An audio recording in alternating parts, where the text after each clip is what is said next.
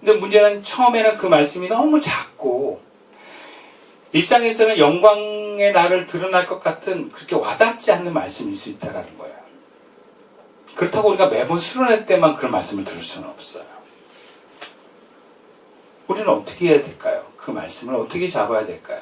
본문 30절부터 32절 말씀입니다. 또 이르시되 우리가 하나님의 나라를 어떻게 비교하며 또 무슨 비유로 나타낼까? 겨자씨 하나가 같으니 땅에 심길 때는 땅의 모든 씨보다 작은 것이로되 심긴 후에는 자라서 모든 풀보다 커지며 큰 가지를 내나니 공중의 새들이 그 근대 깃들일 만큼 되느니라. 우리가 희망이 없는 어둠의 터널에 있다 할지라도 하나님 나라를 세우는 그 씨앗과 같은 말씀이 들려지기만 하면 되는데 문제는 그 들려주는 말씀이 너무 작으면 잘 안 믿어요 우리가. 그리고 잘 받아들이지 않고 흘려버리는 경우가 많습니다. 본문에서 하나님 나라를 비유로 하는데 뭐라 그러냐면 겨자씨 하나가 같다고 합니다. 겨자씨는 무슨 비유입니까? 가장 작은 것을 상징하는 비유예요. 그래서 땅의 모든 씨보다 작다라고 표현한 것입니다. 근데 이렇게 다른 것들과 비교해서 작다는 것은 무슨 말이에요? 이게 별로 효과가 없을 것 같고 뭐 대단하지 않을 것 같은 메시지라는 거예요. 제가 목회자의 부르심 때는 수련회 때 그 울림의 메시지가 무겁기는 했습니다. 근데 제가 시선교회를 개척 시작할 때는 그렇게 큰 메시지로 온 게 아니었어요. 그냥 제가 동교동교회를 사임할 때쯤에 주님이 저에게 주신 말씀이 뭐 대단하게 너는 개척교회를 해라 우라 하면서 막 이렇게 막 강렬한 하나님의 감동을 온 게 아니에요. 그냥 한 청년이 저한테 와가지고 목사님 말씀하신 교회에 함께 하길 원합니다. 처음에 뭐라 하면 목사님 어디 가든지 제가 따라가겠습니다. 그 다음에 한 2주가 지나가서는 목사님 제가 기도해봤는데 목사님은 같이 그 교회를 세우길 원합니다. 그러더라고요. 참 어이가 없어가지고 미쳤냐? 그랬죠. 미쳤냐? 해놓고서 제가 함부로 그 얘기를 꺾으면 안 되겠더라고요. 본인이 기도하고 얘기를 하는데. 그래서 제가 기도했어요. 주님 어떻게 할까요?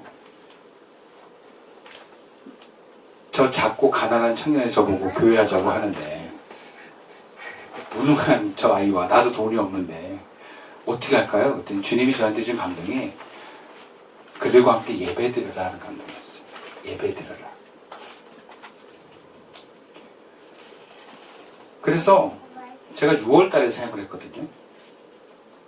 근데 제가 다른 교회를 가려면 좀 좋은 데 가려면 11월까지 기다려야 됐어요. 그러니까 11월에 원래 교회 사임을 하는 게 일반적이었는데 이상하게 동교동교회는 저를 6월 달에 나가라 그랬어요. 7년 동안 그렇게 열심히 봉사했던 목사를 6월 달에 그냥 나가래요. 예. 그래서 그냥 덩그러니 6월 달에 사임을 하게 된 거예요. 11월까지 조금 기간이 남아있어서 급하게 가기보 난 좀 좋은 데 골라서 가자. 예. 제가 이력이 나쁘진 않거든요. 부목사로. 그런 자신감이 좀 있었어요. 근데 그동안에 뭐 내가 딴 교회 돌아다니는 차라리 예배를 드리자 이런 마음도 있었어요. 인간적으로는. 그래서 그래 주님이 이들과 함께 예배 드리라고 하니까 예배 드려보자 하고 시작한 거예요. 그 말씀을 포기하고 싶지 않아서.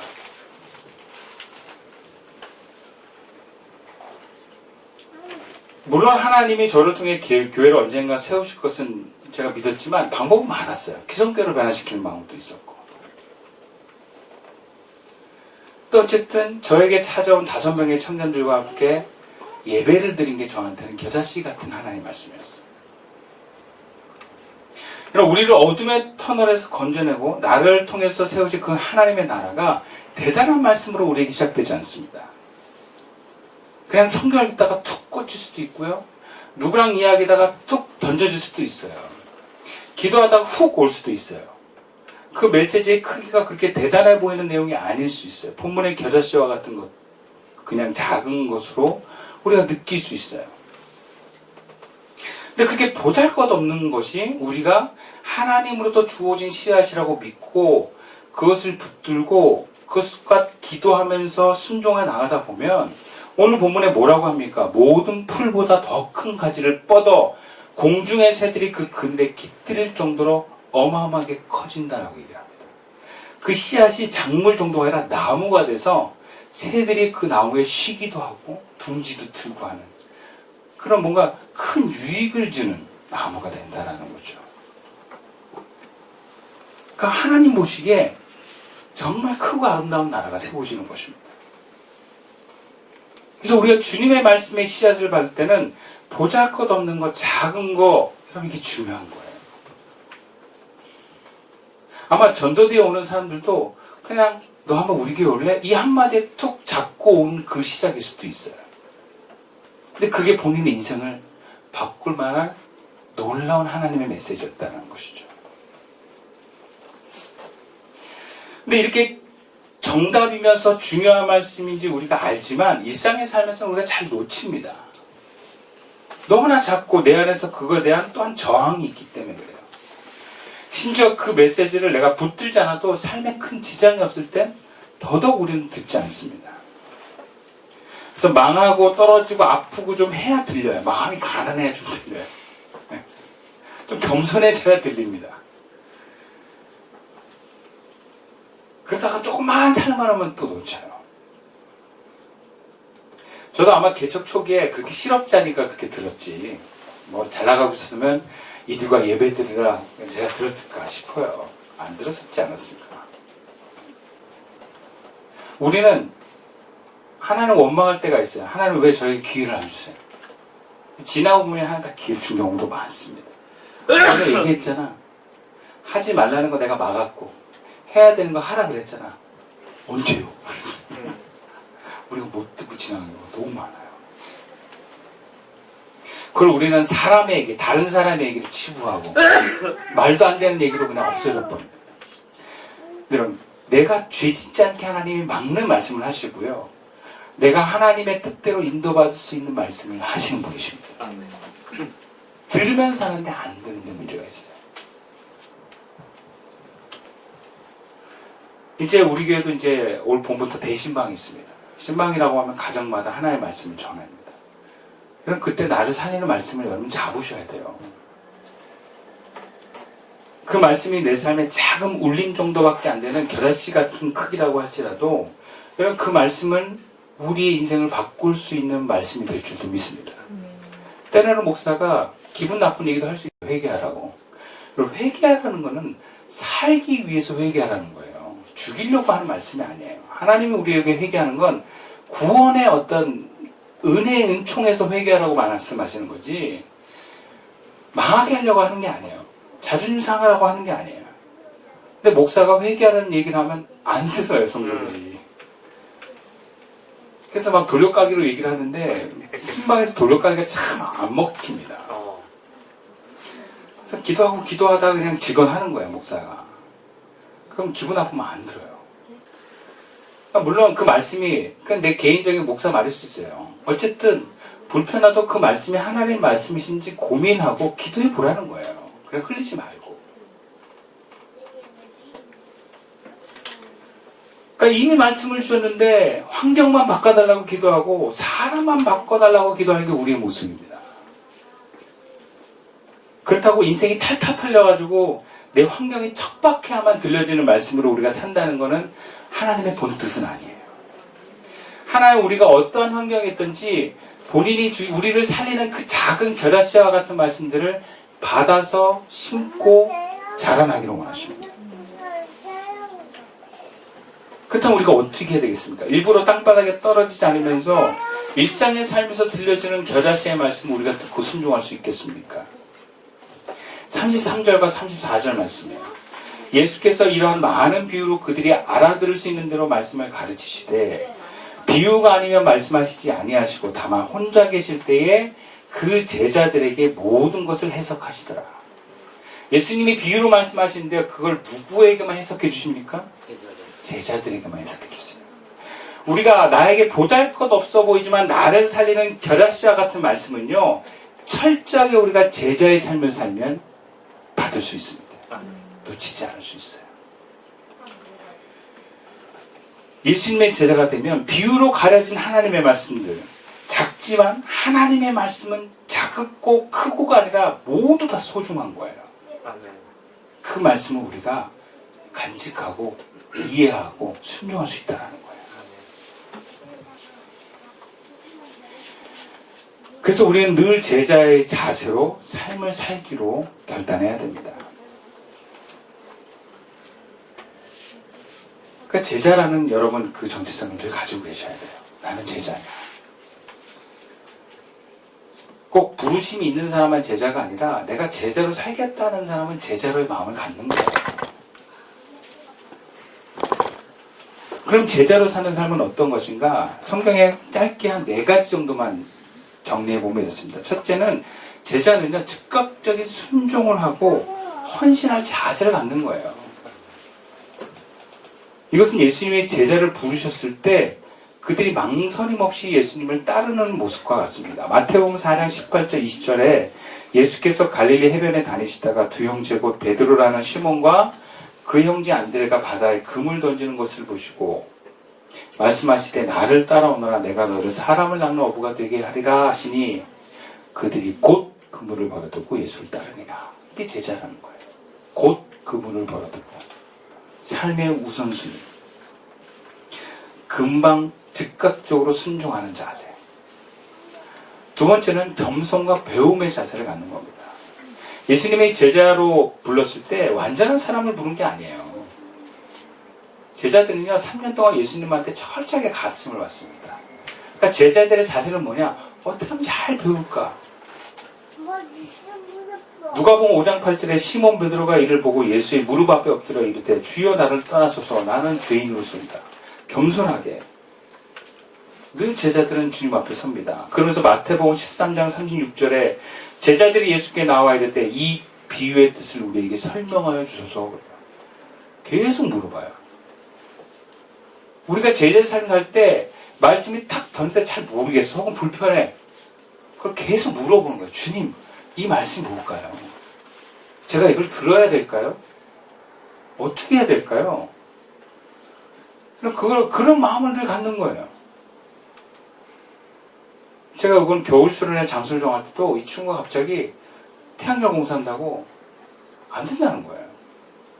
안 된다가 아니라 시끄럽다고. 그래서 제가 그냥 바로 그랬어요. 지금 어떻게 할까요? 처음에는 그 친구가 자기가 교회 알아본 데 있는데 와서 한번 봐라 그러더라고요. 내가 처음에는 제가 됐어 시끄러워도 그냥 할래 그랬거든요. 근데 주님이 야 가봐 그러더라고요. 가봐 하는 마음에 그런 약간 노동이 있었어요. 얼마나 귀찮아요. 차 갖고 갔다 오는 게. 가봐 하는데 가야 되겠더라고요. 그래서 주님이 도대체 뭘 보여주실까? 딱 갔죠. 갔더니 그냥 주님이 내가 여기서 너희들에게 은혜 베풀겠다. 그게 확 오더라고요. 그래서 제가 그냥 이것저것 안 보고 화장실 안 봤어요. 그리고 그렇게 한 거예요. 그래서 미리 여러분들한테 얘기를 못 한 거야. 못 봐가지고. 화장실 그렇게 불편한지 몰라서 나는. 뭐 주님이 예배했었다 근데 더 이상 뭐가 필요해요. 뭐 언제 우리가 씻어 좋은 거 따졌나? 그냥 주님이 가라면 가는 거지. 그냥 늘 뭐가 막히면 물어보는 거예요. 주님이 뭐죠? 어쩌라는 거죠? 어떻게 할까요? 그럼 이게 제자의 자세라는 거예요. 마지막으로 제자는요, 고난을 감수하는 자세를 가져야 돼요. 성경에서 제자가 되는 거 쉽지 않고요. 핍박과 희생이 따랐습니다. 누가복음 9장 23절에 또 무리에게 이르시되 아무든지 나를 따라오려거든 자기를 부인하고 날마다 자기 십자가를 지고 나를 따를 것이다. 우리가 왜 예수님을 제자로서 따라가길 거부하는가? 고생할까 봐. 스탑해요. 여러분 제자들은 예수님을 따르면서 핍박과 고난을 각오해야 됩니다. 예수님은 딱 얘기했어요. 사람들이 너희를 넘겨줄 것이다. 너희를 회당에서 채찍질한다. 마태복음 10장 10절은 심지어 이렇게 말해요. 자기 십자가를 지고 가야 됩니다. 고난을 각오해야 돼요. 편하라고 하면 말씀이라도 잃어버립니다. 편하라고 할 때, 안전하려고 할 때, 조금이라도 나를 위하는 마음일 때 들려진 말씀이 날아갑니다. 딱 걸러야 돼요. 고난을 각오해야 돼요. 하나님의 부르심은요, 나 위주로 뭔가 이렇게 내가 편안하고 행복하는 데만 부르심이 있지 않았습니다. 내가 고생하고 각오, 심지어 어떤 두려운 상황도 뭔가 직면해야 될 상황이 있어요. 그걸 각오하는 거예요. 그럼 물어요. 누가 그럼 제자가 되겠습니까? 그래요. 그렇게 고생하고 자기를 위하자면 누가 제자가 되겠습니까? 그러거든요. 물론 하나님 말씀의 가치를 모르고 내가 편하고 내가 행복하려고 하는 사람은 절대 제자가 될 수 없어요. 안 돼요, 그런 사람은. 근데 하나님의 말씀이 진리고 그 진리를 추구하는 삶을 살면서 나에게 한 번 주어진 인생을 그 생명의 열매를 풍성하게 맺는데 두겠다. 여기에 가치를 두겠다 하는 사람은 제자로 갈 수 있어요. 그리고 그 고난과 어려움도 기꺼이 감수합니다. 왜? 그만한 가치가 있으니까. 여러분, 우리가 항상 힘든 걸 안 하는 것이 아니라 가치가 없기 때문에 힘든 걸 안 하는 거예요. 가치가 있으면 힘든 것도 합니다. 그렇지 않은가요? 뭔가를 배울 때, 저도 성악을 배울 때 굉장히 힘들게 배웠어요. 저 선생님이 만만치 않은 분이라 굉장히 괴롭혔어요. 저를 막 조그만 거 갖고 막 화내고 책 던지고 막 인격 말살하면서 막 가르쳤어요. 근데 내가 저걸 들어서 조금이라도 바뀔 수 있다면 감수한 거예요. 그래서 내가 좋은 대학, 조금이라도 좋은 대학 들어갔다면 내 욕 먹겠다. 각오하는 거예요. 왜? 가치가 있으니까. 그래도 왜 우리가 하나님의 말씀에 가치를 안 두냐? 인생의 가치를 하나님께 두지 않아서 그래요. 더 하나님이 나를 통해서 이루시는 하나님 나라의 가치를 안 두고 내가 좀 안전하겠다. 나 좀 편하겠다. 그러니까 고생 안 하려고 그러고 누가 그 길을 갈 수 있습니까? 그러는 거예요. 가보지 않은 사람은 몰라요. 근데 가본 사람은 알아요. 그만한 가치가 있다는 거예요. 기꺼이 그것을 희생할 수 있다는 것을. 그리고 시작은 별 차이가 없지만 나중에 정말 다르다는 것을 여러분 아셔야 돼요. 여러분, 주님이 우리를 포기하지 않으시고 인도하세요. 근데 그 시작이 뭐냐? 말씀이에요, 말씀. 여러분 스스로가 무능하거나 혹은 잘났거나 아무런 상관이 없어요. 여러분들 인생에. 정말 무능해도 말씀을 따라서 하면 열매는 인생 됩니다. 정말 유능해도 말씀을 잃어버리면 망한 인생 됩니다. 그냥 보면 알아요. 이거는 그냥 이론이 아니라 실제 여러분 주변 조금만 봐도 그런 거 많이 발견하게 될 거예요. 이런 말씀이 우리를 살리는 거예요. 환경이나 내 재능과 능력이 아닙니다. 그럼 하나님만 믿으시길 축원합니다. 아멘. 그리고 그 하나님 우리에게 말씀을 주십니다. 때로는 겨자씨 같은 작은 말씀이지만 그 겨자씨와 같은 말씀은 우리를 큰 나무가 되게 합니다. 제자의 자세로 살아갑시다. 그러면 하나님이 나를 통해서 이루실 것입니다. 기도드리겠습니다.